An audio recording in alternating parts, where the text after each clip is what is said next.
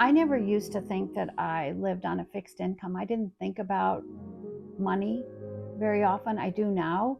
We've been retired for quite a while and our income hasn't changed. The prices have. And there's no question that there are many things we don't do that I would like to do. The grandkids come first. My son and daughter both live and work in Switzerland, and that's where my grandkids are as well. So I don't see them very often. I have two grandkids. They're in LA, unfortunately, which means I don't get to see them very often. I relish the time with them, and it's as meaningful just because I see them so short, such a short time every year. The main expense for me is just the plane ticket. Airline tickets are more expensive, and to see any of my kids, I have to fly somewhere. And then I also have to pay for dog care. And then you have veterinary bills. And groceries, of course, are very expensive. All that adds up, and it does affect us. I've been paying into Social Security since I was 17 years old. I'm now 73. That's a long time. You know, granted, I stopped taking it out when I was 65, but still, 17 to 65, that's a long time to have Social Security. Social Security and Medicare are obviously part of our income, a critical part of our income. If we didn't have those two, what I call earned benefits, our life would be very different. My worry is that in 10 years or so, Social Security probably won't go up that much. Teachers' pensions don't go up that much.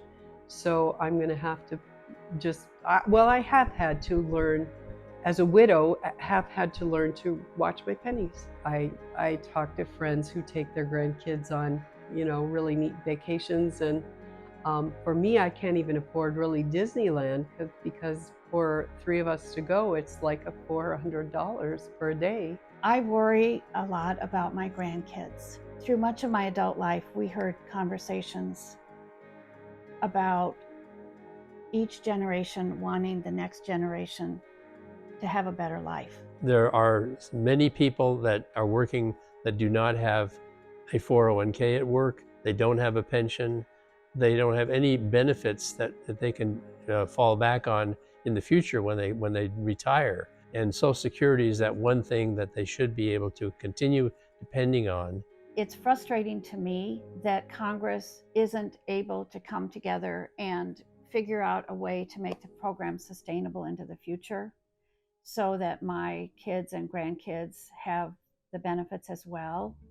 I think that it seems easier for some of our Republican friends to think about cutting the programs rather than to making them sustainable. I look at politicians like David Schweikert who say, we need to cut it, it's going to bankrupt the country.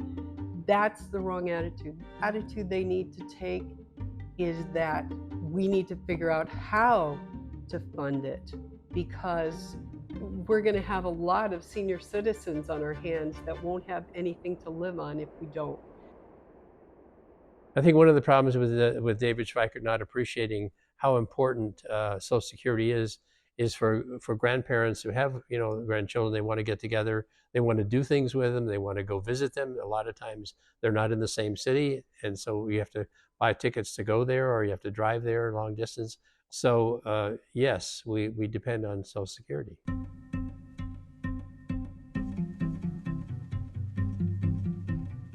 It would be absolutely devastating to this country, to this state, to this community, if these programs were cut. If I didn't have my teacher pension and my Social Security, I'd be in deep doo-doo. I know a lot of people that wouldn't even be able to stay in their homes without it. It's really hard for me when I hear Republicans talk about entitlement programs. My husband and I worked for many years, and I resent it when any Republican references something that is so important to me and so valuable to me and to my community and to my grandkids as entitlement programs. They are programs that we earned. It is not an entitlement, and it makes me mad when anybody calls it that. I say to Schweikert, You need to protect us. We are your constituents, and we need Medicare and Social Security. So figure it out.